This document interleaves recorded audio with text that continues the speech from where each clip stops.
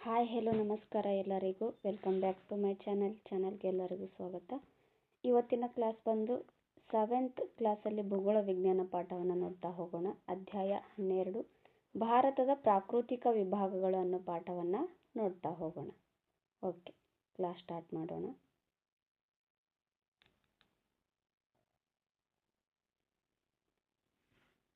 ಭಾರತದ ಭೌಗೋಳಿಕ ಸನ್ನಿವೇಶ. ಭಾರತವು ಸಂಪೂರ್ಣವಾಗಿ ಉತ್ತರ ಗೋಳಾರ್ಧದಲ್ಲಿ ನೆಲೆಸಿದೆ. ಏಷ್ಯಾ ಖಂಡದಲ್ಲಿ ಬರುತ್ತಲ್ಲ, ಏಷ್ಯಾ ಖಂಡ ಸಂಪೂರ್ಣವಾಗಿ ಉತ್ತರ ಗೋಳಾರ್ಧದಲ್ಲಿ ಬರುತ್ತೆ. ಇದೊಂದು ದಕ್ಷಿಣ ಏಷ್ಯಾದ ಪರ್ಯಾಯ ದ್ವೀಪ. ಭಾರತವು ವಿಸ್ತೀರ್ಣದಲ್ಲಿ ಪ್ರಪಂಚದ 7ನೇ ಸ್ಥಾನದಲ್ಲಿದೆ ಹಾಗೂ 2ನೇ ಜನಭರಿತ ರಾಷ್ಟ್ರವಾಗಿದೆ. ನೋಡಿ, ಏಷ್ಯಾ ಖಂಡ ಏನೋ ಭೂಗೋಳದಲ್ಲಿ ಅಂತ ಬಂದಾಗ ಸಂಪೂರ್ಣ ಉತ್ತರ ಗೋಳಾರ್ಧದಲ್ಲಿ ಬರುತ್ತೆ.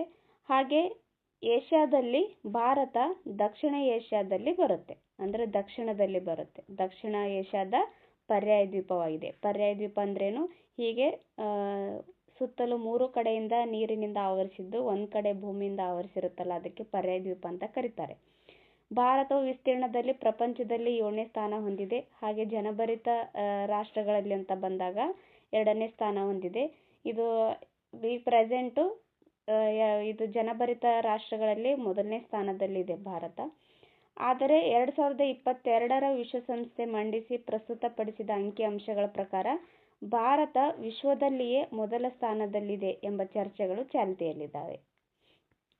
2022ರ ವಿಶ್ವಸಂಸ್ಥೆ ಒಂದು ವರದಿಯನ್ನು ಮಂಡಿಸಿರುತ್ತೆ. ಅದು ಪ್ರಸ್ತುತಪಡಿಸಿರ್ತಕ್ಕಂಥ ಅಂಕಿಅಂಶಗಳ ಪ್ರಕಾರ ಭಾರತ ವಿಶ್ವದಲ್ಲಿಯೇ ಮೊದಲನೇ ಸ್ಥಾನದಲ್ಲಿದೆ ಅಂತ ಹೇಳಲಾಗ್ತಾ ಇದೆ, ಅಂದರೆ ಜನಸಂಖ್ಯೆನಲ್ಲಿ. ಇದು ಉತ್ತರದ ಕಾಶ್ಮೀರದಿಂದ ದಕ್ಷಿಣದ ಕನ್ಯಾಕುಮಾರಿ ಭೂಶಿರದವರೆಗೆ ಹಾಗೂ ಪಶ್ಚಿಮದ ಕಚ್ನಿಂದ ಪೂರ್ವದ ಅರುಣಾಚಲ ಪ್ರದೇಶದವರೆಗೆ ವಿಸ್ತರಿಸಿದೆ. ಅಕ್ಷಾಂಶಿಕವಾಗಿ 8 ಡಿಗ್ರಿ ಉತ್ತರದಿಂದ 37 ಡಿಗ್ರಿ ಉತ್ತರ ಅಕ್ಷಾಂಶ ಹಾಗೂ ರೇಖಾಂಶಿಕವಾಗಿ 68 ಡಿಗ್ರಿ ಪೂರ್ವದಿಂದ 97 ಡಿಗ್ರಿ ಪೂರ್ವ ರೇಖಾಂಶದವರೆಗೆ ವಿಸ್ತರಿಸಿದೆ. ನೋಡಿ, ಭಾರತ ಅಕ್ಷಾಂಶಿಕವಾಗಿ ಎಷ್ಟು ಡಿಗ್ರಿಯನ್ನು ಹೊಂದಿದೆ ಅಂತ ಕೇಳಿದಾಗ 8 ಡಿಗ್ರಿ ಉತ್ತರದಿಂದ 37 ಡಿಗ್ರಿ ಉತ್ತರ ಅಕ್ಷಾಂಶದವರೆಗೆ, ರೇಖಾಂಶಿಕವಾಗಿ ಎಷ್ಟು ಅಂತ ಕೇಳಿದಾಗ 68 ಡಿಗ್ರಿ ಪೂರ್ವದಿಂದ 97 ಡಿಗ್ರಿ ಪೂರ್ವ ರೇಖಾಂಶದವರೆಗೆ ವಿಸ್ತರಣೆಯಾಗಿದೆ. ಕರ್ಕಾಟಕ ಸಂಕ್ರಾಂತಿ ವೃತ್ತವು ದೇಶದ ಮಧ್ಯಭಾಗದಲ್ಲಿ ಹಾಯ್ದು ಹೋಗುತ್ತದೆ. ಕರ್ಕಾಟಕ ಸಂಕ್ರಾಂತಿ ವೃತ್ತ ಅಥವಾ ಟ್ರಾಪಿಕ್ ಆಫ್ ಕ್ಯಾನ್ಸರ್ ಅಂತಲೂ ಕರೀತಾರೆ ಇಂಗ್ಲೀಷಲ್ಲೂ ಕೂಡ ನೆನಪಲ್ಲಿ ಇಟ್ಕೊಳ್ರಿ. ಯಾಕಂದರೆ ಮುಂಬರ್ತಕ್ಕಂಥ ಎಕ್ಸಾಮ್ಗಳಲ್ಲಿ ಕನ್ನಡ ಬಿಟ್ಟು ಇಂಗ್ಲೀಷಲ್ಲೇ ಅಂದರೆ ಒಂದು ಪೇಜು ಕನ್ನಡ ಇರುತ್ತೆ, ಇನ್ನೊಂದು ಪೇಜು ಇಂಗ್ಲೀಷಲ್ಲಿ ಇರುತ್ತೆ ಕ್ವಶನ್ಸ್. ಬಟ್ ಎರಡೂ ಕೂಡ ಇಂಗ್ಲೀಷಲ್ಲೇ ಕೊಡೋ ಸಾಧ್ಯತೆಗಳು ಜಾಸ್ತಿ ಇದ್ದಾವೆ. ಸೊ ಹಾಗಾಗಿ ಇಂಗ್ಲೀಷಲ್ಲೂ ಕೂಡ ನೆನಪಲ್ಲಿ ಇಟ್ಕೊಳ್ರಿ. ಕರ್ಕಾಟಕ ಸಂಕ್ರಾಂತಿ ವೃತ್ತ ಅಥವಾ ಟ್ರಾಪಿಕ್ ಆಫ್ ಕ್ಯಾನ್ಸರ್ ಅಂತಲೂ ಕರೀತಾರೆ. ಇದು ಭಾರತದ ಮಧ್ಯಭಾಗದಲ್ಲಿ ಹಾಯ್ದು ಹೋಗುತ್ತೆ. ಹಾಗೆ ಕರ್ನಾಟಕದಲ್ಲಿ ಎಷ್ಟು ರಾಜ್ಯಗಳ ಮೇಲೆ ಹಾಯ್ದು ಹೋಗುತ್ತೆ ಅಂತಲೂ ಕೂಡ ಹಿಂದೆ ಎಕ್ಸಾಮಲ್ಲಿ ಕೇಳಿದ್ದಾರೆ. ಇದು 8 ರಾಜ್ಯಗಳ ಮೇಲೆ ಹಾಯ್ದು ಹೋಗುತ್ತೆ. ಓಕೆ, ನೆಕ್ಸ್ಟ್ ನೋಡೋಣ. ಭಾರತದ ನೆರೆಹೊರೆಯ ದೇಶಗಳೆಂದರೆ ವಾಯುವ್ಯಕ್ಕೆ ಪಾಕಿಸ್ತಾನ ಮತ್ತು ಅಫ್ಘಾನಿಸ್ತಾನಗಳಿದ್ದಾವೆ, ಉತ್ತರಕ್ಕೆ ನೇಪಾಳ, ಭೂತಾನ ಮತ್ತು ಚೀನಾ ಇದ್ದಾವೆ ಹಾಗೂ ಪೂರ್ವಕ್ಕೆ ಬಾಂಗ್ಲಾದೇಶ ಮತ್ತು ಮಯನ್ಮಾರ್ ದೇಶಗಳು ಇದ್ದಾವೆ. ಆಗ್ನೇಯ ದಿಕ್ಕಿನಲ್ಲಿ ಶ್ರೀಲಂಕಾ ಇದೆ. ಅದು ಪಾಕ್ ಜಲಸಂಧಿ ಮತ್ತು ಮನ್ನಾರ್ ಖಾರಿಗಳಿಂದ ಭಾರತದಿಂದ ಪ್ರತ್ಯೇಕಗೊಂಡಿದ್ದಾವೆ. ನೋಡಿ, ಇದು ಸಹ ಕೇಳಿದ್ದಾರೆ ಹಿಂದೆ ಎಕ್ಸಾಮಲ್ಲಿ. ಪಾಕ್ ಜಲಸಂಧಿ ಮತ್ತು ಮನ್ನಾರ್ ಖಾರಿಗಳು ಯಾವ 2 ದೇಶಗಳ ಮಧ್ಯೆ ಕಂಡುಬರುತ್ತೆ ಅಂತ. ಇದು ಭಾರತ ಮತ್ತು ಶ್ರೀಲಂಕಾ ಮಧ್ಯೆ ಕಂಡುಬರುತ್ತೆ. ನೋಡಿ, ಪಾಕ್ ಜಲಸಂಧಿ ಅಂತ ಅಂದಾಗ ನಮಗೆ ಪಾಕಿಸ್ತಾನ ಕಡೆ ಹೋಗ್ಬಿಡುತ್ತೆ, ಬಟ್ ಪಾಕಿಸ್ತಾನ ಕಡೆ ಇಲ್ಲ. ಇದು ಶ್ರೀಲಂಕಾ ಮತ್ತು ಭಾರತದ ಮಧ್ಯೆ ಕಂಡುಬರುತ್ತೆ. ಈ 2 ಜಲಸಂಧಿ ಅಥವಾ ಖಾರಿಯಿಂದ ಭಾರತ ಮತ್ತು ಶ್ರೀಲಂಕಾವನ್ನು ಪ್ರತ್ಯೇಕಿಸಲಾಗಿದೆ. ಓಕೆ, ಭಾರತವನ್ನು ಸುತ್ತುವರಿದ ಜಲವಿಭಾಗಗಳಂದರೆ ಪೂರ್ವಕ್ಕೆ ಬಂಗಾಳ ಕೊಲ್ಲಿ ಇದೆ, ಪಶ್ಚಿಮಕ್ಕೆ ಅರಬ್ಬಿ ಸಮುದ್ರ ಇದೆ, ದಕ್ಷಿಣಕ್ಕೆ ಹಿಂದೂ ಮಹಾಸಾಗರ ಇದೆ. ಆದ್ದರಿಂದ ಭಾರತವು ಉದ್ದವಾದ ಸಮುದ್ರ ತೀರ ಮತ್ತು ದ್ವೀಪಗಳನ್ನು ಕೂಡ ಹೊಂದಿದೆ. ಓಕೆ, ಇಲ್ಲಿದೆ ನೋಡಿ, ಭಾರತದ ಮ್ಯಾಪ್ ಕೊಟ್ಟಿದ್ದಾರೆ. ಇದು ತಜಿಕಿಸ್ತಾನ್ ಇದೆ, ಇದು ಅಫ್ಘಾನಿಸ್ತಾನ್. ತಜಿಕಿಸ್ತಾನ್ ನಮಗೇನೋ ಏನೋ ಬಾರ್ಡರ್ ಅಲ್ಲ. ಅಫ್ಘಾನಿಸ್ತಾನ, ಪಾಕಿಸ್ತಾನ್ ಇದೆ, ಚೀನಾ, ಇಲ್ಲಿ ನೇಪಾಳ, ಇದು ಭೂತಾನ್ ಇದೆ, ಬಾಂಗ್ಲಾದೇಶ ಇದೆ, ಇಲ್ಲಿ ಮಯನ್ಮಾರ್ ಇದೆ.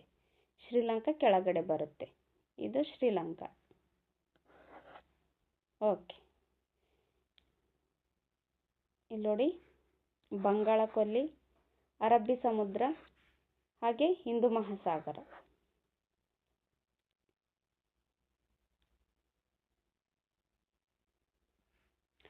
ಭಾರತದಲ್ಲಿ 28 ರಾಜ್ಯಗಳು, 8 ಕೇಂದ್ರಾಡಳಿತ ಪ್ರದೇಶಗಳು ಮತ್ತು ದೆಹಲಿಯು ರಾಷ್ಟ್ರೀಯ ರಾಜಧಾನಿ ಪ್ರದೇಶವಾಗಿದೆ. ಪ್ರೆಸೆಂಟ್ ಭಾರತದಲ್ಲಿ 28 ರಾಜ್ಯಗಳಿದ್ದಾವೆ, 8 ಕೇಂದ್ರಾಡಳಿತ ಪ್ರದೇಶಗಳಿದ್ದಾವೆ, ಹಾಗೆ ದೆಹಲಿ ಇದೇನು ರಾಷ್ಟ್ರೀಯ ರಾಜಧಾನಿ ಕೂಡ ಆಗಿದೆ. ಭಾರತದ ಪ್ರಾಕೃತಿಕ ವಿಭಾಗಗಳನ್ನು ನೋಡ್ತಾ ಹೋಗೋಣ. ಓಕೆ, ಭಾರತದಲ್ಲಿ ವೈವಿಧ್ಯವಾದ ಮೇಲ್ಮೈ ಲಕ್ಷಣಗಳಿದ್ದಾವೆ. ಭೂಸ್ವರೂಪಗಳನ್ನು ಆಧರಿಸಿ ಭಾರತವನ್ನು 4 ಪ್ರಮುಖ ಪ್ರಾಕೃತಿಕ ವಿಭಾಗಗಳಾಗಿ ವಿಂಗಡಿಸಲಾಗಿದೆ. ಫಸ್ಟ್ ಒನ್ನು ಉತ್ತರದ ಪರ್ವತಗಳು, ಸೆಕೆಂಡ್ ಒನ್ನು ಉತ್ತರದ ಮೈದಾನಗಳು, ಥರ್ಡ್ ಒನ್ನು ಪರ್ಯಾಯ ಪ್ರಸ್ಥಭೂಮಿ, ಫೋರ್ತ್ ಒನ್ನು ಕರಾವಳಿ ಮೈದಾನಗಳು. ಈ ರೀತಿಯಾಗಿ 4 ಪ್ರಾಕೃತಿಕ ವಿಭಾಗಗಳಾಗಿ ವಿಭಜನೆ ಮಾಡಲಾಗಿದೆ. ಓಕೆ, ಫಸ್ಟ್ನೇದು ನೋಡೋಣ. ಉತ್ತರದ ಪರ್ವತಗಳು. ಇದು ಬಹಳಷ್ಟು ಮಟ್ಟಿಗೆ ಹಿಮಾಲಯ ಪರ್ವತ ಸರಣಿಗಳನ್ನು ಒಳಗೊಂಡಿದೆ. ದೇಶದ ಉತ್ತರ, ಈಶಾನ್ಯ ಮತ್ತು ಪೂರ್ವ ಭಾಗಗಳಿಗೆ ಹಿಮಾಲಯಗಳು ನೈಸರ್ಗಿಕ ಗಡಿಯಂತಿದ್ದಾವೆ. ನೋಡಿ, ನಮ್ಮ ಭಾರತದ ಉತ್ತರಕ್ಕೆ, ಈಶಾನ್ಯಕ್ಕೆ ಮತ್ತು ಪೂರ್ವಕ್ಕೆ ಈ ಪರ್ವತ ಸರಣಿಗಳೇನು ಭಾರತದ ನೈಸರ್ಗಿಕ ಗಡಿಯಂತೆ ಆಗಿದೆ. ಇವು ಪ್ರಪಂಚದಲ್ಲಿಯೇ ಅತ್ಯಂತ ಎತ್ತರವಾದ ಪರ್ವತಗಳಾಗಿದ್ದು ಹಿಮದಿಂದ ಆವೃತ ಕೂಡ ಆಗಿದ್ದಾವೆ. ಅವುಗಳಲ್ಲಿ ಹಲವು ಅತ್ಯಂತ ಎತ್ತರದ ಶಿಖರಗಳಿದ್ದಾವೆ, ಆಳವಾದ ಕಣಿವೆ ಕಂದರಗಳಿದ್ದಾವೆ, ಹಿಮ ನದಿಗಳಿದ್ದಾವೆ, ಹಾಗೆ ಪರ್ವತ ಘಾಟಿಗಳು ಮೊದಲಾದ ಭೂಸ್ವರೂಪಗಳು ಇಲ್ಲಿ ಕಾಣ್ತೀವಿ. ಇಲ್ಲಿ ಮೌಂಟ್ ಎವರೆಸ್ಟ್ ಶಿಖರವು 8848 ಮೀಟರ್ ಪ್ರಪಂಚದಲ್ಲಿಯೇ ಎತ್ತರವಾದುದಾಗಿದೆ. ಆದರೆ ಮೌಂಟ್ ಗಾಡ್ವಿನ್ ಆಸ್ಟಿನ್ K2 ಅಂತಾನೂ ಕರೀತಾರೆ, ಇದು 8611 ಮೀಟರ್ ಎತ್ತರವಾಗಿದೆ. ಇದು ಭಾರತದ ಅತ್ಯಂತ ಎತ್ತರವಾದ ಶಿಖರವಾಗಿದೆ. ನೋಡಿ, ಇದು ಮೌಂಟ್ ಎವರೆಸ್ಟ್ 8848 ಮೀಟರ್ ಎತ್ತರವಾಗಿದೆ. ಇದು ಪ್ರಪಂಚದಲ್ಲಿ ಎತ್ತರವಾದ ಶಿಖರ ಆಗಿದೆ. ಭಾರತದ ಅತ್ಯಂತ ಎತ್ತರವಾದ ಶಿಖರ ಅಂತ ಕೇಳಿದಾಗ K2 ಆಗಿದೆ. ಇದು 8611 ಮೀಟರ್ ಎತ್ತರವಾಗಿದೆ. ಇದು ಜಗತ್ತಿನಲ್ಲಿಯೇ ಎರಡನೇ ಅತ್ಯಂತ ಎತ್ತರವಾದ ಶಿಖರ ಅಂತ ಕೇಳಿದಾಗ K2ನೇ ಬರುತ್ತೆ ನೋಡಿ. ಓಕೆ, ನೆಕ್ಸ್ಟ್ ನೋಡೋಣ.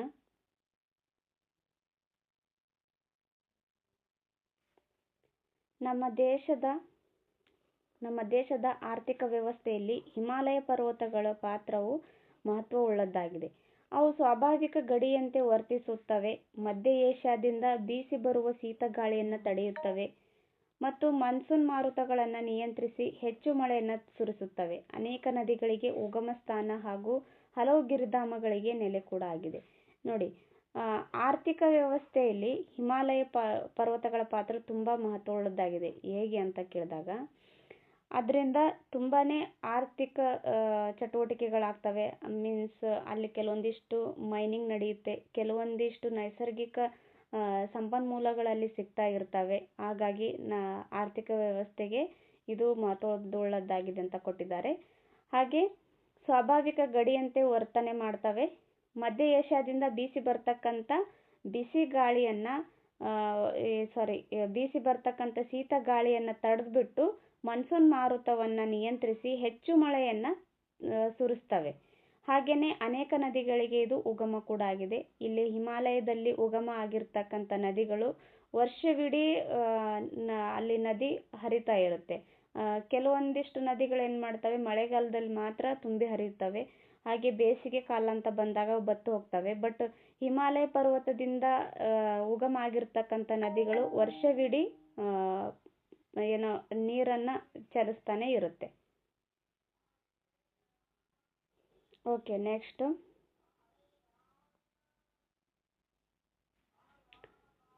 ಉತ್ತರದ ಮೈದಾನಗಳು. ಇವು ಹಿಮಾಲಯ ಪರ್ವತ ಮತ್ತು ಪರ್ಯಾಯ ಪ್ರಸ್ಥಭೂಮಿಗಳ ನಡುವೆ ವಿಸ್ತರಿಸಿದವೆ. ಹಿಮಾಲಯ ಪರ್ವತಗಳಲ್ಲಿ ಉಗಮ ಹೊಂದಿ ಇಲ್ಲಿ ಹರಿಯುವ ಸಟ್ಲೆಜ್, ಗಂಗಾ, ಬ್ರಹ್ಮಪುತ್ರ ಮತ್ತು ಅವುಗಳ ಉಪನದಿಗಳು ತಂದು ಸಂಚಯನ ಮಾಡಿದ ಮೆಕ್ಕಲಿನಿಂದ ಇವು ನಿರ್ಮಾಣವಾಗಿದ್ದಾವೆ. ಹೀಗಾಗಿ ಇವು ಫಲವತ್ತಾದ, ವಿಸ್ತಾರವಾದ ಹಾಗೂ ಸಮತಟ್ಟಾದ ಮೈದಾನಗಳಾಗಿದ್ದಾವೆ. ಇವು ಕೃಷಿ, ಕೈಗಾರಿಕೆ, ಸಾರಿಗೆ, ನಗರ, ಪಟ್ಟಣ ಇತ್ಯಾದಿಗಳ ಅಭಿವೃದ್ಧಿಗೆ ಪ್ರೋತ್ಸಾಹದಾಯಕವಾಗಿದ್ದಾವೆ. ನೋಡಿ, ಮೆಕ್ಕಲು ಮಣ್ಣು ತುಂಬಾನೇ ಫಲವತ್ತಾದ ಮಣ್ಣಾಗಿರುತ್ತೆ. ಅಲ್ಲಿ ಯಥೇಚ್ಛವಾಗಿ ಬೆಳೆಗಳನ್ನು ಬೆಳೆಬಹುದು, ಜಾಸ್ತಿ ಇಳುವರಿ ಕೂಡ ಬರುತ್ತೆ. ಜಾಸ್ತಿ ಇದು ಏನೋ ಭತ್ತವನ್ನು ಅಲ್ಲಿ ಜಾಸ್ತಿ ಬೆಳೀತಾರೆ. ಈ ಎಲ್ಲ ಅನುಕೂಲಗಳಿಂದ ಈ ಮೈದಾನಗಳು ಅಧಿಕ ಜನಸಾಂದ್ರತೆಯನ್ನು ಹೊಂದಿದ್ದಾವೆ. ಅಂದರೆ ಫಲವತ್ತಾದ ಭೂಮಿ ಎಲ್ಲಿರುತ್ತೋ, ವರ್ಷವಿಡೀ ನದಿ ಹರಿತಾ ಇರುತ್ತಲ್ಲ ಅಂಥ ಜಾಗದಲ್ಲಿ ಜನರು ಜಾಸ್ತಿ ವಾಸ ಮಾಡ್ತಾರೆ. ಯಾಕಂದರೆ ಅವರಿಗೆ ಮೂಲಭೂತ ಸೌಕರ್ಯಗಳು ಅಲ್ಲಿ ಜಾಸ್ತಿ ಸಿಗುತ್ತಾವಲ್ಲ, ಹಾಗಾಗಿ ಅವರು ಅಂಥ ಪ್ರದೇಶಗಳಲ್ಲಿ ಜಾಸ್ತಿ ವಾಸ ಮಾಡ್ತಾರೆ. ಸೊ ಹಾಗಾಗಿ ಅಧಿಕ ಜನಸಾಂದ್ರತೆಯನ್ನು ಇದು ಹೊಂದಿರುತ್ತೆ. ಓಕೆ, ನೆಕ್ಸ್ಟ್ ನೋಡೋಣ. ಇಲ್ಲಿ ನೋಡಿ, ಹಿಮಾಲಯ ಪರ್ವತ. ಓಕೆ, ಇಲ್ಲಿದೆ ನೋಡಿ ಉತ್ತರದ ಮೈದಾನಗಳು, ಮರುಭೂಮಿಗಳಿದ್ದಾವೆ. ಇಲ್ಲಿ ಬ್ರಹ್ಮಪುತ್ರ ನದಿ ಹರಿಯುತ್ತೆ. ಓಕೆ, ನೆಕ್ಸ್ಟ್ ನೋಡೋಣ. ಇದನ್ನ ಪರ್ಯಾಯ ಪ್ರಸ್ಥಭೂಮಿ ಅಂತ ಕರೀತಾರೆ ನೋಡಿ.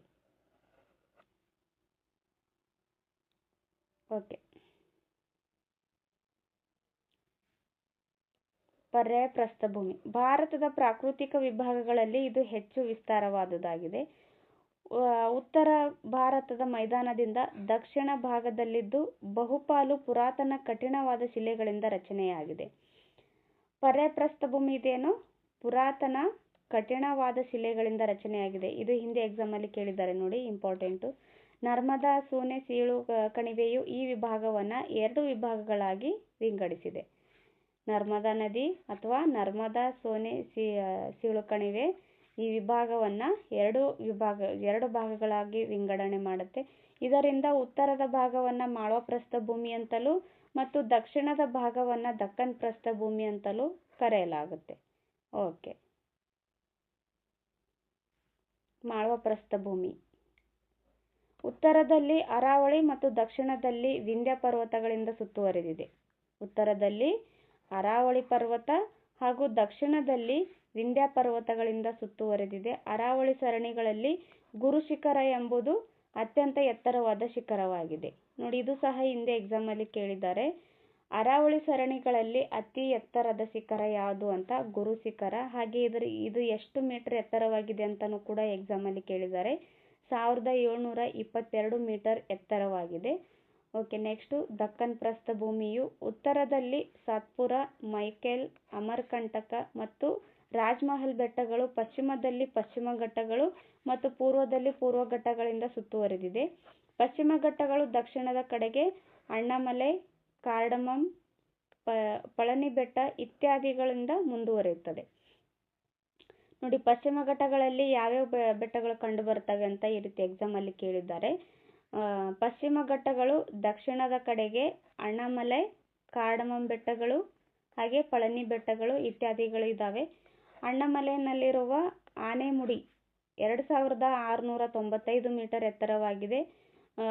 ಇದು ದಕ್ಷಿಣ ಭಾರತದಲ್ಲೇ ಅತ್ಯಂತ ಎತ್ತರವಾದ ಶಿಖರವಾಗಿದೆ. ಇದು ಕೂಡ ಕೇಳಿದ್ದಾರೆ. ದಕ್ಷಿಣ ಭಾರತದಲ್ಲಿ ಅತ್ಯಂತ ಎತ್ತರವಾದ ಶಿಖರ ಯಾವುದು ಅಂತ ಆನೆಮುಡಿ ಬರುತ್ತೆ. ಇದ್ರ ಮೀಟರ್ ಎಷ್ಟು ಅಂತಲೂ ಕೂಡ ಕೇಳಿದ್ದಾರೆ, 2695 ಮೀಟರ್.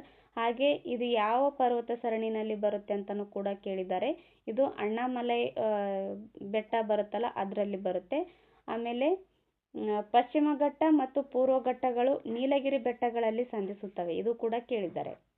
ಪಶ್ಚಿಮ ಮತ್ತು ಪೂರ್ವ ಘಟ್ಟಗಳು ಯಾವ ಬೆಟ್ಟದಲ್ಲಿ ಸಂಧಿಸ್ತವೆ ಅಂತ ನೀಲಗಿರಿ ಬೆಟ್ಟಗಳಲ್ಲಿ ಸಂಧಿಸ್ತವೆ. ಇಲ್ಲಿ ಉದಕಮಂಡಲವೆಂಬ ಪ್ರಸಿದ್ಧ ಗಿರಿಧಾಮವಿದೆ. ಪೂರ್ವ ಘಟ್ಟಗಳಿಗಿಂತ ಪಶ್ಚಿಮ ಘಟ್ಟಗಳು ಎತ್ತರವಾಗಿದ್ದಾವೆ. ಇದು ಸಹ ಕೇಳಿದ್ದಾರೆ ನೋಡಿ ಎಕ್ಸಾಮಲ್ಲಿ. ಪೂರ್ವ ಘಟ್ಟಗಳು ಹೆಚ್ಚು ಎತ್ತರವಾಗಿದ್ದಾವೋ ಅಥವಾ ಪಶ್ಚಿಮ ಘಟ್ಟಗಳು ಹೆಚ್ಚು ಎತ್ತರವಾಗಿದ್ದಾವೋ ಅಂತ. ಪೂರ್ವ ಘಟ್ಟಗಳಿಗಿಂತ ಪಶ್ಚಿಮ ಘಟ್ಟಗಳು ಹೆಚ್ಚು ಎತ್ತರವಾಗಿದ್ದಾವೆ. ಹಾಗೆ ಪಶ್ಚಿಮ ಘಟ್ಟಗಳಲ್ಲಿ ಹಲವು ದಕ್ಷಿಣ ಭಾರತದ ನದಿಗಳು ಉಗಮವಾಗ್ತವೆ. ಓಕೆ, ಪರ್ಯಾಯ ಪ್ರಸ್ಥಭೂಮಿಯು ಸಮೃದ್ಧ ಖನಿಜ ಸಂಪತ್ತುಗಳನ್ನು ಹೊಂದಿದ್ದಾವೆ. ಇಲ್ಲಿ ಹರಿಯುವ ನದಿಗಳು ಬೆಳೆಗಳ ಸಾಗುವಳಿಗೆ ನೆರವಾಗುತ್ತವೆ ಹಾಗೂ ಹಲವು ಜಲಪಾತಗಳಿದ್ದು ಅವು ಜಲವಿದ್ಯುತ್ ತಯಾರಿಕೆಗೆ ಉಪಯುಕ್ತ ಕೂಡ ಆಗಿದ್ದಾವೆ. ಓಕೆ, ನೆಕ್ಸ್ಟ್ ಕರಾವಳಿ ಮೈದಾನಗಳು ಬರ್ತವೆ. ಪರ್ಯಾಯ ಪ್ರಸ್ಥಭೂಮಿಯು ಎರಡು ಬದಿಗಳು ಕರಾವಳಿ ಮೈದಾನಗಳಿಂದ ಆವರಿಸಿದ್ದಾವೆ. ಅದನ್ನು ಪಶ್ಚಿಮ ತೀರ ಮೈದಾನ ಮತ್ತು ಪೂರ್ವ ತೀರ ಮೈದಾನ ಅಂತೇಳಿ ವಿಂಗಡಣೆ ಮಾಡಲಾಗಿದೆ. ಪಶ್ಚಿಮ ಕರಾವಳಿಯು ಅರಬ್ಬಿ ಸಮುದ್ರ ಮತ್ತು ಪಶ್ಚಿಮ ಘಟ್ಟಗಳ ನಡುವೆ ಇದೆ. ಪಶ್ಚಿಮ ಕರಾವಳಿ ಈ ಅರಬ್ಬಿ ಸಮುದ್ರ ಮತ್ತು ಪಶ್ಚಿಮ ಘಟ್ಟಗಳ ನಡುವೆ ಇದೆ. ಇದು ಕಚ್ ಉತ್ತರದಿಂದ ಕನ್ಯಾಕುಮಾರಿ ಭೂಶಿರದ ದಕ್ಷಿಣದವರೆಗೆ ವಿಸ್ತರಣೆಯಾಗಿದೆ. ಇದು ನೇರವಾಗಿದ್ದು ಕಿರಿದಾದ ಶಿಲಾರಚಿತ ಸ್ವರೂಪವುಳ್ಳದ್ದಾಗಿದೆ. ಓಕೆ. ಪೂರ್ವ ಕರಾವಳಿಯು ಬಂಗಾಳ ಕೊಲ್ಲಿಯಲ್ಲಿ ಮತ್ತು ಪೂರ್ವ ಘಟ್ಟಗಳ ಮಧ್ಯೆ, ಉತ್ತರದಲ್ಲಿ ಗಂಗಾ ನದಿ ಮುಖಜದಿಂದ ದಕ್ಷಿಣದಲ್ಲಿ ಕನ್ಯಾಕುಮಾರಿವರೆಗೆ ವಿಸ್ತರಣೆಯಾಗಿದೆ. ನೋಡಿ, ಪೂರ್ವ ಕರಾವಳಿ ಬಂಗಾಳ ಕೊಲ್ಲಿ ಮತ್ತು ಪೂರ್ವ ಘಟ್ಟಗಳ ಮಧ್ಯೆ ವಿಸ್ತರಣೆ ಅಂದ್ರೆ ಬಂಗಾಳ ಕೊಲ್ಲಿ ಮತ್ತು ಪೂರ್ವ ಘಟ್ಟಗಳ ಮಧ್ಯೆ ಕಂಡುಬರುತ್ತೆ. ಉತ್ತರದಲ್ಲಿ ಗಂಗಾ ನದಿ ಮುಖಜದಿಂದ ದಕ್ಷಿಣದಲ್ಲಿ ಕನ್ಯಾಕುಮಾರಿವರೆಗೆ ಕೂಡ ಇದು ವಿಸ್ತರಣೆಯಾಗಿದೆ. ಇದು ಅಗಲವಾಗಿದೆ. ಪೂರ್ವ ಮತ್ತು ಪಶ್ಚಿಮ ಕರಾವಳಿಗಳಲ್ಲಿ ಪ್ರಮುಖ ಬಂದರುಗಳು ಇಲ್ಲಿದ್ದಾವೆ. ಓಕೆ, ನೆಕ್ಸ್ಟ್ ದ್ವೀಪಗಳನ್ನು ನೋಡ್ತಾ ಹೋಗೋಣ. ಭಾರತದ ಪ್ರಾಂತೀಯ ಜಲರಾಶಿಗಳಲ್ಲಿ 247 ದ್ವೀಪಗಳಿದ್ದಾವೆ. ನೋಡಿ, ಎಷ್ಟು? 247 ದ್ವೀಪಗಳಿದ್ದಾವೆ. ಅವುಗಳಲ್ಲಿ 204 ಬಂಗಾಳ ಕೊಲ್ಲಿಯಲ್ಲಿ ಕಂಡುಬಂದರೆ ಅವುಗಳನ್ನು ಅಂಡಮಾನ್ ಮತ್ತು ನಿಕೋಬಾರ್ ದ್ವೀಪಗಳಂತೇಳಿ ಕರೀತಾರೆ. ನೋಡಿ, 204 ದ್ವೀಪಗಳಿದ್ದಾವೆ ಅಂಡಮಾನ್ ನಿಕೋಬಾರ್ ದ್ವೀಪದಲ್ಲಿ. ಇದು ಬಂಗಾಳ ಕೊಲ್ಲಿಯಲ್ಲಿ ಕಂಡುಬರುತ್ತೆ, ಅಂಡಮಾನ್ ನಿಕೋಬಾರ್. ಓಕೆ. ಉಳಿದ 43 ದ್ವೀಪಗಳು ಅರಬ್ಬಿ ಸಮುದ್ರದಲ್ಲಿದ್ದಾವೆ. ಅವುಗಳನ್ನು ಲಕ್ಷದ್ವೀಪಗಳು ಅಂತೇಳಿ ಕರೀತಾರೆ. ನೋಡಿ, ಲಕ್ಷದ್ವೀಪಗಳಲ್ಲಿ 43 ದ್ವೀಪಗಳಿದ್ದಾವೆ. ಹಾಗೆ ಅಂಡಮಾನ್ ನಿಕೋಬಾರ್ದಲ್ಲಿ 204 ದ್ವೀಪಗಳಿದ್ದಾವೆ. ಅಂಡಮಾನ್ ನಿಕೋಬಾರ್ ದ್ವೀಪಗಳು ಜ್ವಾಲಾಮುಖಿ ಜನಿತ ಗಟ್ಟಿ ಶಿಲೆಗಳಿಂದ ರಚನೆಯಾಗಿದ್ದಾವೆ. ಇದು ಕೂಡ ಕೇಳಿದ್ದಾರೆ. ನೋಡಿ, ತುಂಬಾನೇ ಇಂಪಾರ್ಟೆಂಟ್ ಈ ಪಾಠ, ಯಾವುದನ್ನು ಸ್ಕಿಪ್ ಮಾಡೋ ಹಾಗಿಲ್ಲ. ತುಂಬಾನೇ ಇನ್ಫಾರ್ಮೇಶನ್ ಕೊಟ್ಟಿದ್ದಾರೆ. ಇವೆಲ್ಲ ಹಿಂದೆ ಎಕ್ಸಾಮಲ್ಲಿ ಕೇಳಿದ್ದಾರೆ. ಸೊ TETಗೂ ಕೂಡ ಎಕ್ಸಾಮ್ ಪಾಯಿಂಟ್ ಆಫ್ ವ್ಯೂ ನೋಡಿದಾಗ ತುಂಬಾನೇ ಇಂಪಾರ್ಟೆಂಟ್. ಓಕೆ. ಅಂಡಮಾನ್ ನಿಕೋಬಾರ್ ದ್ವೀಪಗಳು ಜ್ವಾಲಾಮುಖಿ ಜನಿತ ಗಟ್ಟಿ ಶಿಲೆಗಳಿಂದ ರಚನೆಗೊಂಡ್ರೆ ಲಕ್ಷದ್ವೀಪಗಳು ಹವಳ ದಿಣ್ಣೆಗಳಿಂದ ನಿರ್ಮಾಣವಾಗಿದ್ದಾವೆ. ಓಕೆ. ನೆಕ್ಸ್ಟ್ ಮರುಭೂಮಿ ನೋಡೋಣ. ಭಾರತದಲ್ಲೊಂದು ಮರುಭೂಮಿ ಇದೆ. ಅದನ್ನ ಥಾರ್ ಮರುಭೂಮಿ ಅಂತ ಕರಿತೀವಿ. ಇದು ಭಾರತದ ವಾಯುವ್ಯ ಭಾಗದಲ್ಲಿ ವಿಸ್ತರಣೆಯಾಗಿದೆ. ಇದರ ವಿಸ್ತೀರ್ಣದಲ್ಲಿ 2/3 ಭಾಗ ರಾಜಸ್ಥಾನದಲ್ಲಿದೆ. ನೋಡಿ, ರಾಜಸ್ಥಾನದಲ್ಲಿ ಎಷ್ಟಿದೆ ಅಂತ ಕೇಳಿದಾಗ ಈ ಮರುಭೂಮಿ ಅಥವಾ ಥಾರ್ ಮರುಭೂಮಿ 2/3 ಭಾಗದಷ್ಟು ಈ ರಾಜಸ್ಥಾನದಲ್ಲಿ ವಿಸ್ತರಣೆಯಾಗಿದೆ. ಉಳಿದ ಭಾಗವು ಪಂಜಾಬ್, ಹರಿಯಾಣ ಮತ್ತು ಗುಜರಾತ್ ರಾಜ್ಯಗಳಲ್ಲಿ ಹರಡಿದೆ. ಅಂದರೆ ನಮ್ಮ ಭಾರತದಲ್ಲಿ ಮರುಭೂಮಿ ಯಾವ ರಾಜ್ಯಗಳಲ್ಲಿ ಕಂಡುಬರುತ್ತೆ ಅಥವಾ ಎಷ್ಟು ರಾಜ್ಯಗಳಲ್ಲಿ ಕಂಡುಬರುತ್ತೆ ಅಂತ ಕೇಳಿದಾಗ ಅತಿ ಹೆಚ್ಚಾಗಿ ಕಂಡುಬರೋದು ರಾಜಸ್ಥಾನ. ಉಳಿದ ಭಾಗ ಪಂಜಾಬ್, ಹರಿಯಾಣ ಮತ್ತು ಗುಜರಾತ್ಗಳಲ್ಲಿ ಮರುಭೂಮಿ ಕಂಡುಬರುತ್ತೆ. ಮರುಭೂಮಿಯಲ್ಲಿ ಕೆಲವು ಉಪ್ಪು ಸರೋವರಗಳು ಕಂಡುಬರ್ತವೆ. ಸಾಮಾನ್ಯ ಉಪ್ಪು ಪೂರೈಸುವಂತಹ ಹಲವು ಲವಣೀಯ ಸರೋವರಗಳಿದ್ದಾವೆ. ಉದಾಹರಣೆಗೆ ಸಾಂಬರ್ ಸರೋವರ, ದಿಡ್ವಾನ್, ಸಾರ್ಗೋಲ್ ಇತ್ಯಾದಿಗಳು ಇಲ್ಲಿ ಕಂಡುಬರ್ತವೆ. ಸಾಂಬರ್ ಸರೋವರ ಭಾರತದ ಅತಿ ವಿಸ್ತಾರವಾದ ಉಪ್ಪಿನ ಸರೋವರ. ಇದು ಕೂಡ ಕೇಳಿದ್ದಾರೆ ನೋಡಿ ಎಕ್ಸಾಮಲ್ಲಿ. ಭಾರತದ ಅತಿ ವಿಸ್ತಾರವಾದ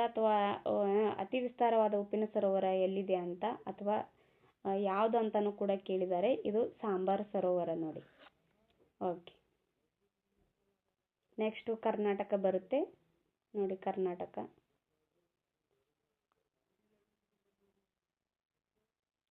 ಇಲ್ಲಿ ನೋಡಿ, ಇಲ್ಲಿ ಅರಬ್ಬಿ ಸಮುದ್ರ ಇದೆ, ಇಲ್ಲಿ ಮಹಾರಾಷ್ಟ್ರ ಇದೆ, ಇಲ್ಲಿ ಗೋವಾ ಇದೆ, ಇಲ್ಲಿ ಆಂಧ್ರ ಪ್ರದೇಶ್ ಇದೆ, ಇಲ್ಲಿ ಮೇಲ್ಗಡೆ ಒಂದು ತೆಲಂಗಾಣ ಬರಬೇಕು. ಇಲ್ಲಿ ತೆಲಂಗಾಣ ಇಲ್ಲಿ ತೋರಿಸಿಲ್ಲ. ಇಲ್ಲಿ ತಮಿಳುನಾಡು ಇದೆ, ಇಲ್ಲಿ ಕೇರಳ ಇದೆ. ಅಂದರೆ ನಮ್ಮ ಅಕ್ಕಪಕ್ಕದ ರಾಜ್ಯಗಳಿವು. ಓಕೆ. ಕರ್ನಾಟಕದ ಭೌಗೋಳಿಕ ಸನ್ನಿವೇಶ.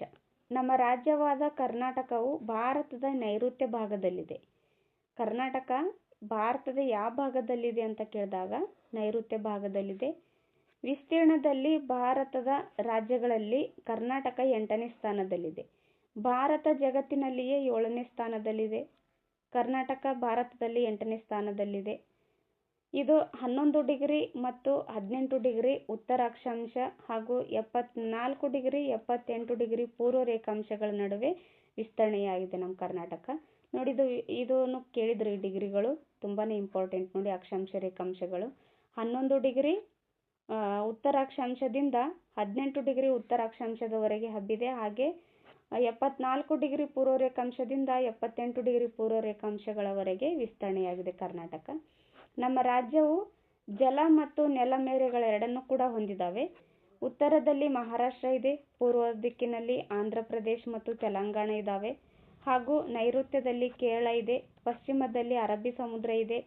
ರಾಜ್ಯದಲ್ಲಿ 31 ಜಿಲ್ಲೆಗಳು ಮತ್ತು 239 ಕಂದಾಯ ತಾಲೂಕುಗಳು ಇದ್ದಾವೆ. ನೋಡಿ 31 ಜಿಲ್ಲೆಗಳು, 31ನೇ ಜಿಲ್ಲೆ ವಿಜಯನಗರ ಆಗಿದೆ. 239 ಕಂದಾಯ ತಾಲೂಕುಗಳು ಇದ್ದಾವೆ ನಮ್ಮ ರಾಜ್ಯದಲ್ಲಿ.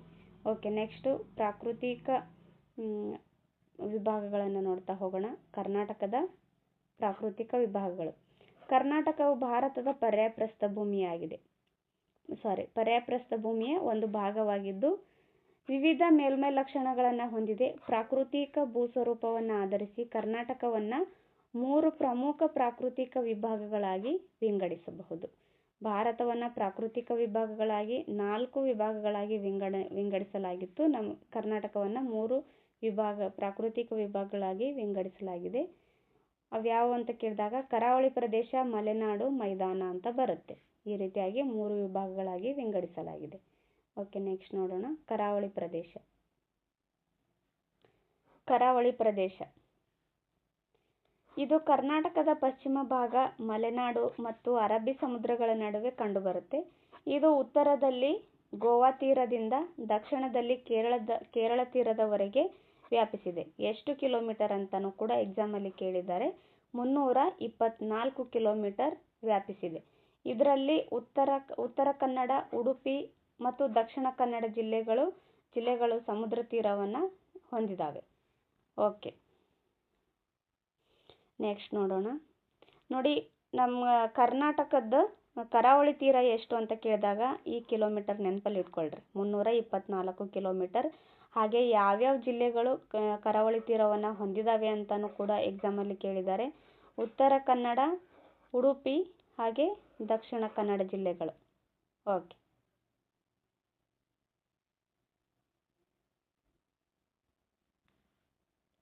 ರಾಜ್ಯದ ಕರಾವಳಿ ಉತ್ತರದಲ್ಲಿ ಕಿರಿದಾಗಿದ್ದು ದಕ್ಷಿಣದಲ್ಲಿ ಅಗಲವಾಗಿದೆ. ನೋಡಿ, ಈ ಥರ ಪಾಯಿಂಟಲ್ಲಿ ನೀವು ಕರೆಕ್ಟಾಗಿ ನೆನ್ಪಿಟ್ಕೊಂಡು ಓದಬೇಕು. ಯಾಕಂದರೆ ಹೇಳಿಕೆ ರೂಪದಲ್ಲಿ ಜಾಸ್ತಿ ಕ್ವಶನ್ಸ್ ಕೇಳೋ ಸಾಧ್ಯತೆ ಇದೆ. ಸೊ ಹಾಗಾಗಿ ಈ ಥರ ಕೇಳ್ತಾ ಇರ್ತಾರೆ. ರಾಜ್ಯದ ಕರಾವಳಿ ಉತ್ತರದಲ್ಲಿ ಅಗಲವಾಗಿದ್ದು ದಕ್ಷಿಣದಲ್ಲಿ ಕಿರಿದಾಗಿದೆ ಅಂತ ಈ ಥರ ಕೊಡ್ತಾ ಇರ್ತಾರೆ. ಸೂಕ್ಷ್ಮವಾಗಿ ಅಬ್ಸರ್ವ್ ಮಾಡಬೇಕು. ಉತ್ತರದಲ್ಲಿ ಕಿರಿದಾಗಿರುತ್ತೆ, ದಕ್ಷಿಣದಲ್ಲಿ ಅಗಲವಾಗಿದೆ. ಈ ಮೂಲಕ ಕರ್ನಾಟಕದ ಪಶ್ಚಿಮಕ್ಕೆ ಹರಿಯುವ ಅನೇಕ ನದಿಗಳು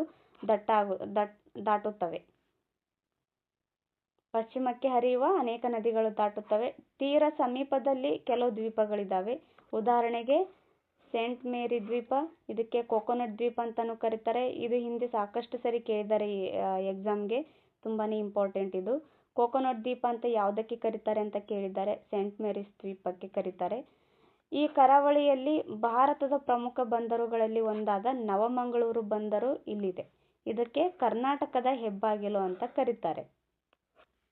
ಕರ್ನಾಟಕದ ಹೆಬ್ಬಾಗಿಲು ಅಂತೇಳಿ ನವಮಂಗಳೂರು ಬಂದರಿಗೆ ಕರೀತಾರೆ ನೋಡಿ. Okay, next Malenadu. ಇದು ಗುಡ್ಡಗಾಡು ಪ್ರದೇಶವಾಗಿದ್ದು ಕರಾವಳಿ ಮೈದಾನಗಳ ನಡುವೆ ವಿಸ್ತರಿಸಿದೆ. ಇದನ್ನು ಸಹ್ಯಾದ್ರಿ ಸರಣಿಗಳು ಅಂತಲೂ ಕೂಡ ಕರೀತಾರೆ. ಇದೊಂದು ಕರ್ನಾಟಕದ ಅತಿ ಪ್ರಮುಖ ಪ್ರಾಕೃತಿಕ ವಿಭಾಗವಾಗಿದೆ. ಇಲ್ಲಿ ಹೆಚ್ಚು ಮಳೆ ಬೀಳುವುದರಿಂದ ದಟ್ಟವಾದ ಅರಣ್ಯ ಹಾಗೂ ವನ್ಯಧಾಮಗಳಿದ್ದಾವೆ. ಅನೇಕ ನದಿಗಳು ಇಲ್ಲಿ ಉಗಮವಾಗ್ತವೆ. ಸುಂದರವಾದ ಜಲಪಾತಗಳು, ಉದಾಹರಣೆಗೆ ಜೋಗ್ ಜಲಪಾತ ಹಾಗೂ ಪ್ರವಾಸಿ ಕೇಂದ್ರಗಳು ಕೂಡ ಇಲ್ಲಿದ್ದಾವೆ. ರಾಜ್ಯದಲ್ಲಿ ಅತಿ ಹೆಚ್ಚು ಮಳೆ ಬೀಳುವ ಆಗುಂಬೆ ಈ ವಿಭಾಗದಲ್ಲಿ ಬರುತ್ತೆ.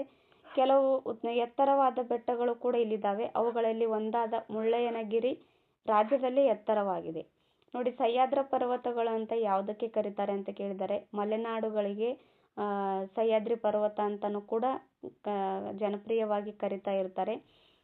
ಹಾಗೆ ಕರ್ನಾಟಕದಲ್ಲಿ ಜೋಗ ಜಲಪಾತ ಇಲ್ಲೇ ಕಂಡುಬರುತ್ತವೆ.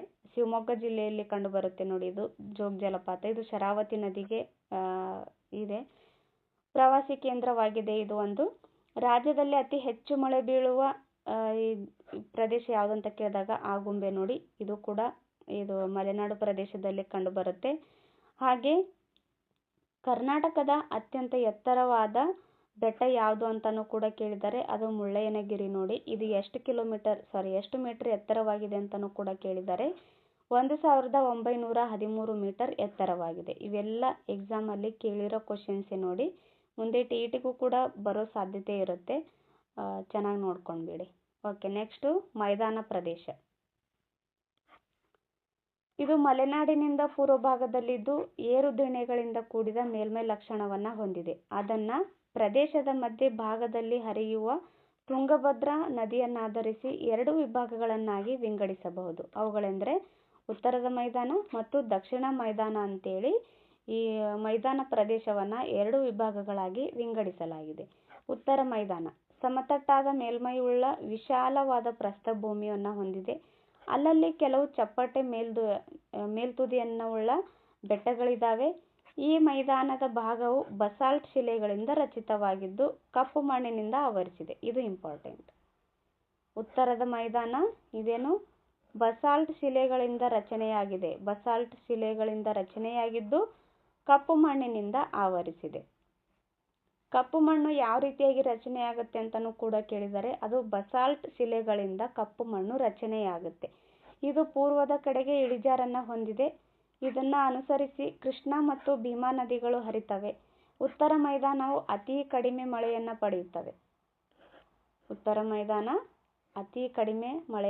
ಪಡೀತವೆ.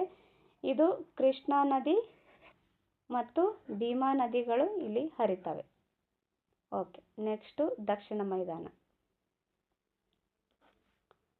ಇದನ್ನು ಮೈಸೂರು ಪ್ರಸ್ಥಭೂಮಿ ಅಂತಲೂ ಕರೀತಾರೆ ನೋಡಿ. ತುಂಬ ಇಂಪಾರ್ಟೆಂಟ್ ಇದು. ದಕ್ಷಿಣ ಮೈದಾನವನ್ನು ಮೈಸೂರು ಪ್ರಸ್ಥಭೂಮಿ ಅಂತಲೂ ಕರೀತಾರೆ. ಇದು ಸಾಕಷ್ಟು ಏರು ದಿಣ್ಣೆಗಳನ್ನುಳ್ಳ ಮೇಲ್ಮೈ ಲಕ್ಷಣ ಹಾಗೂ ಬೆಟ್ಟ ಸಾಲುಗಳನ್ನು ಹೊಂದಿದೆ. ಅವುಗಳೆಂದರೆ ಬಿಳಿಗಿರಿ ರಂಗನ ಬೆಟ್ಟ, ಮಲೆ ಮಹದೇಶ್ವರ ಬೆಟ್ಟ, ನಂದಿ ಬೆಟ್ಟ, ಚಾಮುಂಡಿ ಬೆಟ್ಟ ಮೊದಲಾದವುಗಳು ಈ ದಕ್ಷಿಣ ಮೈದಾನದಲ್ಲಿ ಕಂಡುಬರ್ತವೆ. ಉತ್ತರ ಮೈದಾನದಂತೆ ಇದೂ ಸಹ ಪೂರ್ವದ ಕಡೆಗೆ ಇಳಿಜಾರಾಗಿದೆ. ಉತ್ತರ ಮೈದಾನವು ಕೂಡ ಪೂರ್ವದ ಕಡೆಗೆ ಇಳಿಜಾರಾಗಿದೆ. ದಕ್ಷಿಣ ಮೈದಾನವು ಕೂಡ ಪೂರ್ವದ ಕಡೆಗೆ ಇಳಿಜಾರಾಗಿದೆ. ಅದನ್ನನುಸರಿಸಿ ಕಾವೇರಿ ನದಿ ಹರಿಯುವುದು. ಈ ಪ್ರಾಕೃತಿಕ ವಿಭಾಗದ ಬಹುಭಾಗವು ಕೆಂಪು ಮಣ್ಣಿನಿಂದ ಕೂಡಿದೆ. ಅಲ್ಲಿ ಉತ್ತರ ಮೈದಾನ ಕಪ್ಪು ಮಣ್ಣಿನಿಂದ ಕೂಡಿದೆ. ಯಾಕಂದರೆ ಉತ್ತರ ಮೈದಾನದ ಬಹುಭಾಗವು ಬಸಾಲ್ಟ್ ಶಿಲೆಗಳಿಂದ ರಚನೆಯಾಗಿದೆ. ಸೊ ಹಾಗಾಗಿ ಅಲ್ಲಿ ಕಪ್ಪು ಮಣ್ಣಿನಿಂದ ಕೂಡಿದೆ. ಈ ದಕ್ಷಿಣ ಮೈದಾನ ಕೆಂಪು ಮಣ್ಣಿನಿಂದ ಕೂಡಿದೆ. ಉತ್ತರ ಮೈದಾನಕ್ಕಿಂತ ಈ ವಿಭಾಗದಲ್ಲಿ ಹೆಚ್ಚು ಮಳೆ ಬೀಳುತ್ತೆ. ಅಲ್ಲಿ ಉತ್ತರ ಮೈದಾನದಲ್ಲಿ ಕಡಿಮೆ ಮಳೆ ಬೀಳುತ್ತೆ. ಇಲ್ಲಿ ಹೆಚ್ಚು ಮಳೆಯನ್ನು ಬೀಳುತ್ತೆ ನೋಡಿ. ಓಕೆ, ನೆಕ್ಸ್ಟು ಹೊಸ ಪದಗಳು ಕೊಟ್ಟಿದ್ದಾರೆ. ಪರ್ಯಾಯ ದ್ವೀಪ, ವೈವಿಧ್ಯ, ಸಮುದ್ರ ತೀರ, ಪ್ರಾಕೃತಿಕ ವಿಭಾಗ, ಹವಳ, ಘಟ್ಟಗಳು, ಬಸಾಲ್ಟ್ ಇವೆಲ್ಲ ಈ ಪಾಠದಲ್ಲಿ ಬಳಸಿರ್ತಕ್ಕಂಥ ಹೊಸ ಪದಗಳಾಗಿದ್ದಾವೆ. ಓಕೆ, ಇಲ್ಲಿ ಇನ್ಫಾರ್ಮೇಷನ್ ಕೊಟ್ಟಿದ್ದಾರೆ ನಿಮಗಿದು ತಿಳಿದಿರಲಿ ಅಂತ. ಇಂಡಿಯಾ ಎಂಬ ದೇಶದ ಹೆಸರಿನ ಮೂಲಕ ಗುರುತಿಸಲ್ಪಡುವ ಮಹಾಸಾಗರವೇ ಹಿಂದೂ ಮಹಾಸಾಗರವಾಗಿದೆ. ಇದನ್ನು ಇಂಡಿಯನ್ ಓಷನ್ ಅಂತಲೂ ಕೂಡ ಕರೀತಾರೆ. ಇದು ಕೇಳಿದ್ದಾರೆ ನೋಡಿ ಎಕ್ಸಾಮಲ್ಲಿ. ಗಂಗಾ ನದಿಯು ಭಾರತದ ಜನರಿಗೆ ಪವಿತ್ರ ನದಿಯಾಗಿದೆ. ನಮ್ಮ ಭಾರತದ ಪವಿತ್ರ ನದಿ ಯಾವುದಂತ ಕೇಳಿದಾಗ ಗಂಗಾ ನದಿ ನೋಡಿ. ನಮ್ಮ ದೇಶದ ಮಧ್ಯದಲ್ಲಿ ಹಾಯ್ದು ಹೋಗಿರುವ 8.5 ಡಿಗ್ರಿ ಪೂರ್ವ ರೇಖಾಂಶ ರೇಖೆಯನ್ನಾಧರಿಸಿ ಭಾರತೀಯ ಪ್ರಮಾಣಿತ ಸಮಯವನ್ನು ನಿರ್ಧರಿಸಲಾಗಿದೆ. ಇದನ್ನು ಕೂಡ ಕೇಳಿದ್ದಾರೆ ನೋಡಿ. ಭಾರತದಲ್ಲಿ ಇದು ಎಷ್ಟು ಡಿಗ್ರಿ ರೇಖಾಂಶ ಹಾದು ಹೋಗುತ್ತೆ ಅಂತ 82.5 ಡಿಗ್ರಿ ಪೂರ್ವ ರೇಖಾಂಶ ರೇಖೆಯನ್ನಾಧರಿಸಿ ಭಾರತೀಯ ಪ್ರಮಾಣಿತ ಸಮಯವನ್ನು ನಿರ್ಧರಿಸಲಾಗಿದೆ. ಹಾಗೆ 23 ಡಿಗ್ರಿ 23 ಡಿಗ್ರಿ ಕರ್ಕಾಟಕ ಸಂಕ್ರಾಂತಿ ವೃತ್ತನೂ ಕೂಡ ನಮ್ಮ ಭಾರತದ ಮೇಲೆ ಹಾದು ಹೋಗುತ್ತೆ. ಉತ್ತರ ಕನ್ನಡ ಜಿಲ್ಲೆಯಲ್ಲಿರುವ ಯಾಣ ಬೆಟ್ಟವು 2 ಕೋಡುಗಲ್ಲುಗಳಿಂದ ನಿರ್ಮಾಣಗೊಂಡಿದೆ. ಇಲ್ಲಿಂದ ತಗ್ಗಿಗೆ ತೊರೆಗಳು ಹರಿಯುತ್ತವೆ. ಇದು ಸುತ್ತಲೂ ದಟ್ಟ ಕಾಡುಗಳಿಂದ ಆವರಿಸಿದ್ದು ಒಂದು ಪ್ರವಾಸಿ ತಾಣ ಆಗಿದೆ. ಓಕೆ. ವಿಶಿಷ್ಟವಾದ ಆಫ್ರಿಕಾ ಮೂಲದ ಸೀಸೆ ಆಕೃತಿ ಬೃಹದಾಕಾರದ ಬಯೋಬಾಬ್ ಮರದ ತೋಪು ಹಾವೇರಿ ಜಿಲ್ಲೆಯ ಸವಣೂರಿನಲ್ಲಿದೆ. ನೋಡಿ, ಬಯೋಬಾಬ್ ತೋಪು ಇದೇನು ಆಫ್ರಿಕಾದ ಮೂಲವನ್ನು ಹೊಂದಿದೆ. ಆಫ್ರಿಕಾದಲ್ಲಿ ಯಥೇಚ್ಛವಾಗಿ ಕಾಣುತ್ತೆ. ಅಂತಹ ಒಂದು ಮರಗಳು ಇದೇನು ಹಾವೇರಿ ಜಿಲ್ಲೆಯ ಸವಣೂರಿನಲ್ಲಿ ಕಂಡು ಬರ್ತವೆ. ಇದನ್ನ ಗೋರಖನಾಥ್ ವೃಕ್ಷ ಅಂತಾನೂ ಕೂಡ ಕರೀತಾರೆ. ಬಿಜಾಪುರ ಬಾಗಲಕೋಟೆ ಜಿಲ್ಲೆಯ ಮುಧೋಳ್ ಹೌಂಡ್ಸ್ ಎಂಬ ತಳಿಯ ಬೇಟೆ ನಾಯಿ ಪ್ರಸಿದ್ಧ ಹಾಗೂ ಅವು ವಿದೇಶಗಳಿಗೂ ಕೂಡ ರಫ್ತಾಗ್ತವೆ. ಮುಧೋಳ್ ನಾಯಿ ಅಂತ ಕರಿತೀವಲ್ಲ, ಆ ಮುಧೋಳ್ ನಾಯಿ ಬಿಜಾಪುರ ಮತ್ತು ಬಾಗಲಕೋಟೆ ಜಿಲ್ಲೆಯಲ್ಲಿ ಕಂಡು ಬರ್ತವೆ. ಓಕೆ. ಬಾಗಲಕೋಟೆ ಜಿಲ್ಲೆಯ ಬನಹಟ್ಟಿ ಕೈಮಗ್ಗ ಬಟ್ಟೆ, ಇಳಕಲ್ನ ರೇಷ್ಮೆ ಸೀರೆ ಮತ್ತು ಅಥಣಿಯ ಪಾದರಕ್ಷೆಗಳು ಪ್ರಸಿದ್ಧ ಹಾಗೂ ಅವುಗಳಿಗೆ ಅಪಾರ ಬೇಡಿಕೆ ಕೂಡ ಇದೆ. ಅಥಣಿಯ ಪಾದರಕ್ಷೆ ಎಲ್ಲಿ ಕಂಡು ಬರುತ್ತೆ? ಅಥಣಿಯ ಪಾದರಕ್ಷೆ, ಆಮೇಲೆ ಬನಹಟ್ಟಿಯ ಕೈಮಗ್ಗ ಬಟ್ಟೆ, ಇಳಕಲ್ನ ರೇಷ್ಮೆ ಸೀರೆಗಳು ಈ ಬಾಗಲಕೋಟೆಯಲ್ಲಿ ಕಂಡು ಬರ್ತವೆ. ನೋಡಿ, ರಾಯಚೂರು ಜಿಲ್ಲೆಯ ಮಸ್ಕಿ ಸಮೀಪದ ಗುಡ್ಡವೊಂದು ಮಲಗಿದ ಬುದ್ಧನ ಆಕಾರದಲ್ಲಿದೆ. ಇದು ಶಹಾಪುರ ತಾಲೂಕಲ್ಲಿ ಬರುತ್ತೆ. ಶಹಾಪುರ.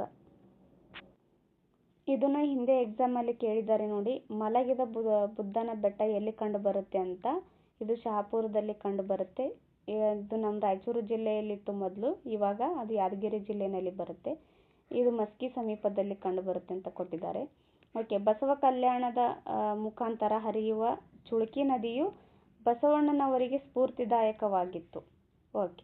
ದಾವಣಗೆರೆಯು ಹತ್ತಿ ಜವಳಿ ಉದ್ದಿಮೆಗೆ ಪ್ರಸಿದ್ಧಿಯಾಗಿದ್ದು ಅದನ್ನು ಕರ್ನಾಟಕದ ಮ್ಯಾಂಚೆಸ್ಟರ್ ಅಂತ ಕರೀತಾರೆ. ಇದು ಕೂಡ ಎಕ್ಸಾಮ್ ಅಲ್ಲಿ ಕೇಳಿದ್ದಾರೆ ನೋಡಿ, ಕರ್ನಾಟಕದ ಮ್ಯಾಂಚೆಸ್ಟರ್ ಅಂತ ಯಾವುದಕ್ಕೆ ಕರೀತಾರೆ ಅಂತ. ದಾವಣಗೆರೆಗೆ ಕರ್ನಾಟಕದ ಮ್ಯಾಂಚೆಸ್ಟರ್ ಅಂತ ಕರೀತಾರೆ, ಯಾಕಂದರೆ ಇದು ಹತ್ತಿ ಜವಳಿ ಉದ್ದಿಮೆಗೆ ಪ್ರಸಿದ್ಧಿಯಾಗಿದೆ. ಓಕೆ. ನೆಕ್ಸ್ಟು ಖಾಲಿ ಬಿಟ್ಟ ಸ್ಥಳಗಳನ್ನು ಸೂಕ್ತ ಪದದಿಂದ ಭರ್ತಿ ಮಾಡಿ ಅಂತ ಕೊಟ್ಟಿದ್ದಾರೆ. ಫಸ್ಟ್ ಕ್ವಶನ್ ಬಂದು, ಭಾರತವು ವಿಸ್ತೀರ್ಣದಲ್ಲಿ ಪ್ರಪಂಚದಲ್ಲೇ 7ನೇ ಸ್ಥಾನವನ್ನು ಹೊಂದಿದೆ. ಕರ್ನಾಟಕದಲ್ಲಿ ಎಷ್ಟು ಜಿಲ್ಲೆಗಳಿದ್ದಾವೆ? 31 ಜಿಲ್ಲೆಗಳಿವೆ. ಭಾರತದಲ್ಲಿ 28 ರಾಜ್ಯಗಳು ಹಾಗೆ 8 ಕೇಂದ್ರಾಡಳಿತ ಪ್ರದೇಶಗಳಿದ್ದಾವೆ. ಭಾರತದ ಅತ್ಯಂತ ಎತ್ತರವಾದ ಶಿಖರ ಮೌಂಟ್ ಎವರೆಸ್ಟ್.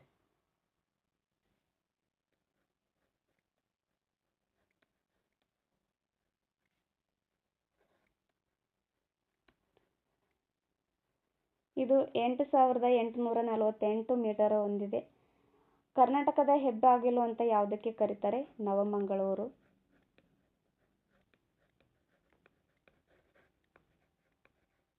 ನವಮಂಗಳೂರನ್ನ ಕರ್ನಾಟಕದ ಹೆಬ್ಬಾಗಿಲು ಅಂತ ಕರೀತಾರೆ. ಕರ್ನಾಟಕ ರಾಜ್ಯದಲ್ಲಿ ಅತಿ ಹೆಚ್ಚು ಮಳೆ ಬೀಳುವ ಪ್ರದೇಶ ಆಗುಂಬೆ. ಓಕೆ. ಇದಿಷ್ಟು ಇವತ್ತಿನ ಕ್ಲಾಸ್ ಆಗಿತ್ತು. ಯಾರೆಲ್ಲ ನನ್ನ ಚಾನೆಲ್ನ ಸಬ್ಸ್ಕ್ರೈಬ್ ಮಾಡ್ಕೊಂಡಿಲ್ವೋ ದಯವಿಟ್ಟು ಸಬ್ಸ್ಕ್ರೈಬ್ ಮಾಡ್ಕೊಳ್ಳಿ, ಹಾಗೆ ಪ್ರೀವಿಯಸ್ ಎಲ್ಲ ವಿಡಿಯೋಗಳನ್ನು ನೋಡಿ. ಈ ಕ್ಲಾಸ್ ನಿಮಗೆ ಇಷ್ಟ ಆದರೆ ಒಂದು ಲೈಕ್ ಮಾಡಿ, ಕಮೆಂಟ್ ಮಾಡಿ ಮತ್ತು ನಿಮ್ಮ ಫ್ರೆಂಡ್ಸ್ಗಳಿಗೂ ಶೇರ್ ಮಾಡಿ. ಇಷ್ಟೊತ್ತು ಕ್ಲಾಸ್ ಕೇಳಿದ್ದಕ್ಕೆ ಥ್ಯಾಂಕ್ ಯು. ಸಿಗೋಣ ನೆಕ್ಸ್ಟ್ ಕ್ಲಾಸಲ್ಲಿ.